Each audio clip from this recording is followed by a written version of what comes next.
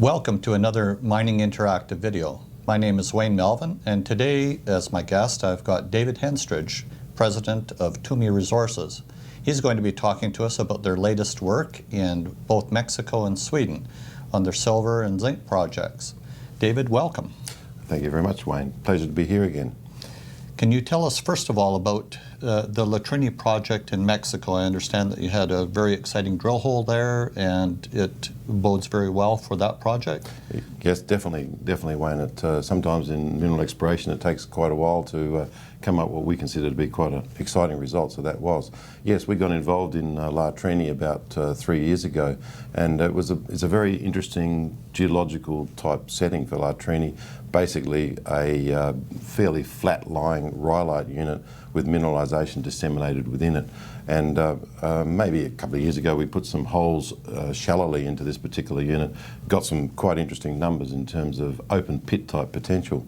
In the second phase, which just happened recently, of course, we did some very wide space drilling in the total environment without a lot of success, and then we finally came back, of course, to the core mineralised zone, and we got this drill hole about 100 metres down dip of the old mineralisation, which went, I think, 24 metres, averaging 6.5 grams of gold and over 1.5 kilos of silver. So it's quite a spectacular Kilo and result. a half. Yes. Wow, amazing. Yes, amazing. So from my viewpoint that was really quite exciting. Good. And that was one of the last holes of that particular drill phase? Yes, it was very close to the last holes of that particular drill phase, so unfortunately the rig had already gone before we got the assay results, right. So we couldn't carry on. So I suppose the obvious question from you is where to from here? And I was going to ask when do we start drilling again then? Of course, yes. And right at the moment, like the exploration industry worldwide, it's quite difficult to get all sorts of things, particularly assays, geologists, drill rigs, you name it. The delays are quite enormous, and Mexico is no different in the fact that it is hard to get drill rigs on a moment's notice. So we have an order in for an RC rig to go back in there and do more detailed work, but maybe another couple of months yet before it gets back to site. But right. We'll get it there as soon as we can. Okay. And then tell us a little bit about what your program is in going back for the next phase. Yes, well, such a high-grade drill hole, obviously we need to know what is the significance of it, and the right thing to do initially is just a close space drill around it. So we'll come into probably 25-metre square sort of pattern around it.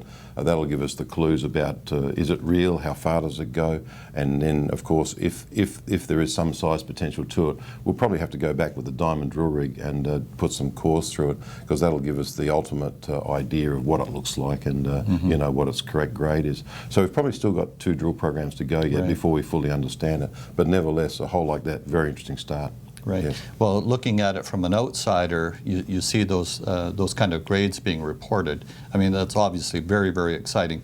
But I know as the conservative geologist that you are, that you want to prove that that body up substantially before, of course, expressing your full enthusiasm. Oh, that's exactly right. Yes, I mean, these days, of course, we're well controlled by regulators, as you know. Right. So we're a little bit conservative in how we report. So yes, go and do the work first, and then we'll come up with the answers. Yes. Right. Very good.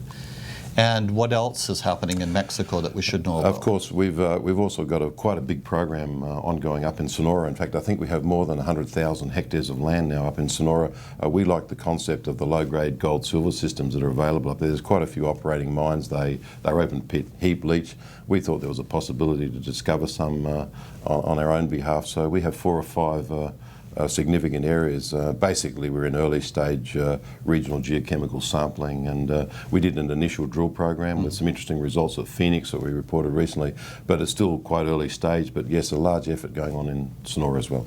Now, Tumi's known as a silver explorer, yes, but also you had mentioned gold, and that's a significant component of what you're looking for in Mexico. Of course, yeah, 1/3 gold, 2/3 silver at Trini, and probably a slightly higher gold proportion if you're up in the Sonora. Right, and we have before us 5 silver bars and a rather small gold bar at the top that's yes, well on its way to equaling all of that silver value. I think 2 of those gold bars would equal the 5 silver bars there.